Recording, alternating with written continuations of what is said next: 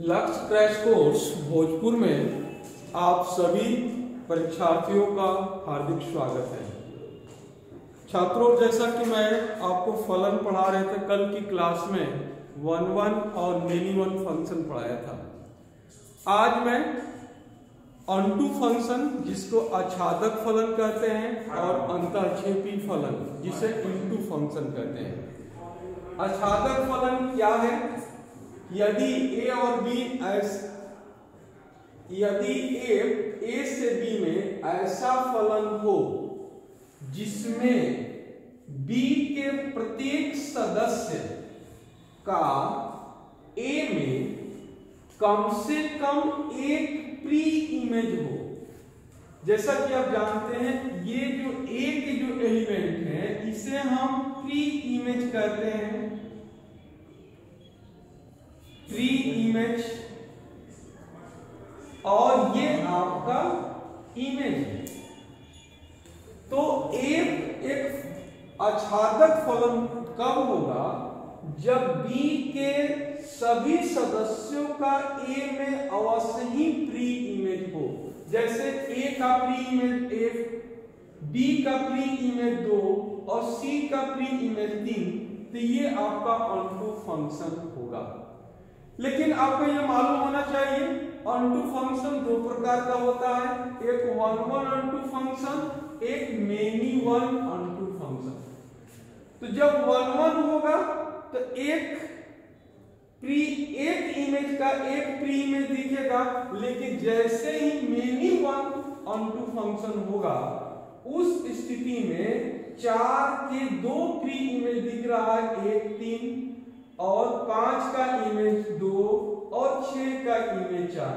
तो ये आपका मेनी वन फंक्शन है क्योंकि मेनी ऑब्जेक्ट का एक इमेज है, इसलिए मेनी है।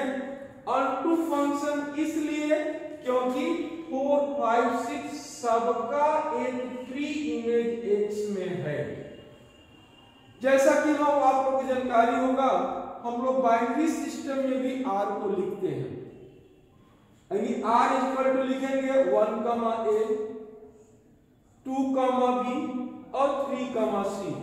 एक 1-1 ऑनटू फंक्शन है। यहां पर थोड़ा सा हम लोग पिछले साल के क्वेश्चन के बार हम लोग पलट लेंगे तो 2021 में यही एक क्वेश्चन आया था कि यदि a equal to 1 2 3, b equal to a b c, तो r या f जो लिखा था आपका f 1, a 2, b 3, c किस प्रकार का फलन है। तो हम लोग बिल्कुल इस तरह से डायग्राम बनाएंगे और डायग्राम से दिख रहा है कि 1 1 है, सब 1 से जुड़ा है, इसलिए 1-1 है। और b में किसी भी ऑब्जेक्ट सभी ऑब्जेक्ट का एक प्री इमेज भी है, इसलिए ऑनटू भी हो गया। तो ये हमारा जो यदि उदाहरण की बात करेंगे हम इसको कह देंगे कि 1-1 और ऑनटू फंक्शन है।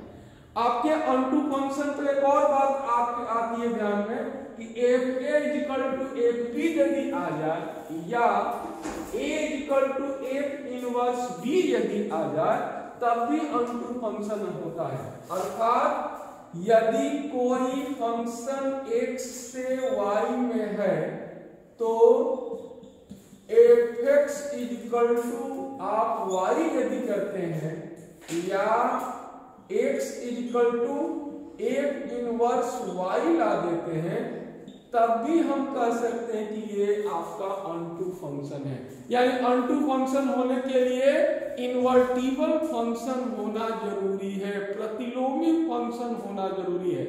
यानी जब किसी फंक्शन को उसके डोमेन और रेंज में यदि हम उसको इनवर्स के रूप में व्यक्त कर दे तो निश्चित ही वो ऑनटू फंक्शन होगा। आपको तमाम तरह के क्वेश्चन पूछे जाते हैं, आपने देखेंगे कि 1 नंबर के क्वेश्चन में कहता है कि चेक कीजिए कि ये कौन सा फलन है, 1-1 है कि ऑनटू है कि 1-1 ऑनटू है। तो 1-1 होने के लिए हम लोग जानते हैं कि x1 इक्वल टू x2 ला दें और ऑनटू होने के लिए आपको इस तरह से इनवर्स दिखा दीजिए तो निश्चित है कि आपका 1 1 और 2 हो जाएगा।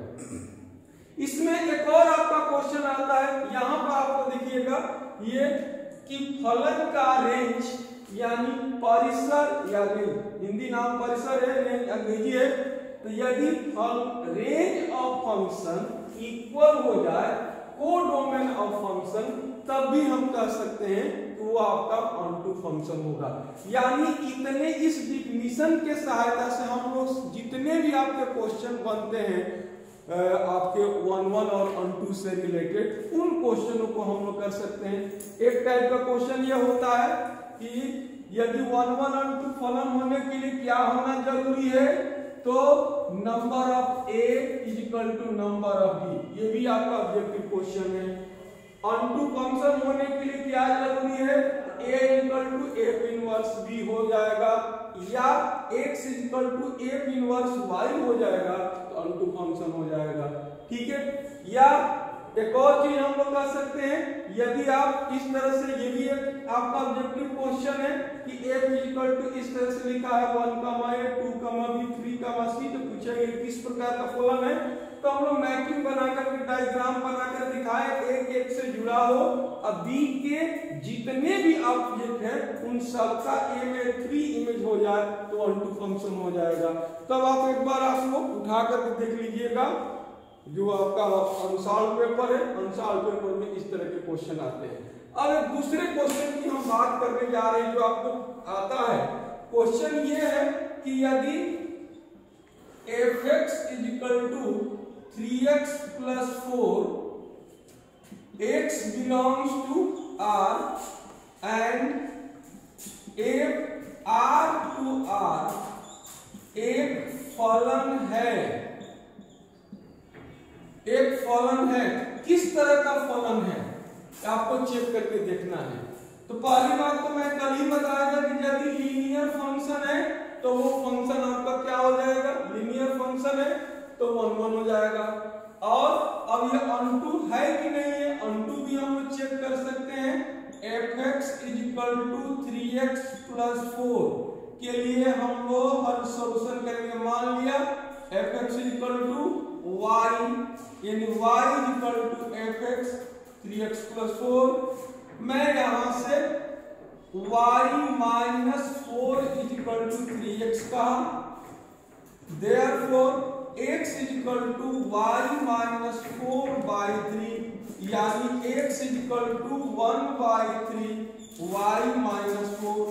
x को हम लोग f इनवर्स y कहते हैं, यानी f inverse y is equal to y minus 4 by 3।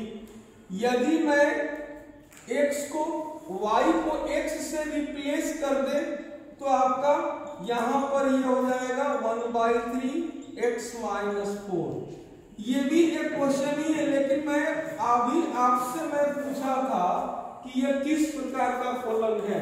तो मैं यहाँ पर आते हैं, ये जो फलन है इनवर्स में बदल गया है, इन्वर्टाइल हो गया है, तो F inverse y equal to 1 by 3 y minus 4, यानी ये इन्वर्टिबल फंक्शन हो गया, प्रतिलोमी फलन हो गया। सभी प्रतिलोमी फलन 1 1 और ऑनटू दोनों होते हैं, इसलिए हम इसको इस फंक्शन को कह सकते हैं कि ये आपका 1 1 फंक्शन है।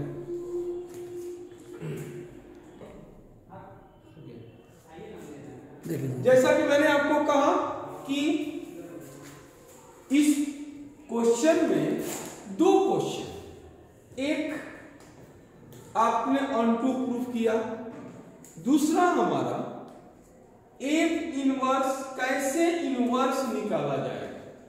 तो जैसे आप ऑनटू प्रूफ करते हैं उसके एक स्टेप आगे यदि आप बढ़ जाए, यानी y को x में बदल दिया जाए, तो आपका F inverse x equal to 1 by 3 x minus 4 मिल गया। ये आपका इनवर्स फंक्शन कहलाएगा। मतलब कि ये कहते हैं कि यदि fx equal to 3x plus 4, r से r में एक फलन है तो f इनवर्स ज्ञात कीजिए। तो इसको फाइंड करने का तरीका होगा, fx को y मान लेंगे, फिर x का मान निकालेंगे, x का मान निकाला तो 1 बाई 3 y माइनस 4 आया, और x को चूंकि f इनवर्स y लिखते हैं तो f inverse y equal to इतना, देयरफॉर f इन अब y को x में बदल देना है तो 1/3x - 4 हो गई, ये आपका इनवर्स भी मिल जाएगा। यानी जिसको अंटो का नॉलेज है वो f इनवर्स भी निकाल लेगा। अब एक लाइन की छोटा सा और डिफिनेशन, अंतःक्षेपी फलन यानी इंटो फंक्शन, एकदम बिल्कुल सीधा सीधा इसका डिफिनेशन है कि यदि कोई फलन अंटू नहीं है तो वह अवश्य ही इंटू फंक्शन होगा। यानी f a से भी आच्छादक एक आच्छादक फलन नहीं है तो वह अवश्य अंतःक्षेपी होगा। अंतःक्षेपी का मतलब कि इंटू फंक्शन होगा।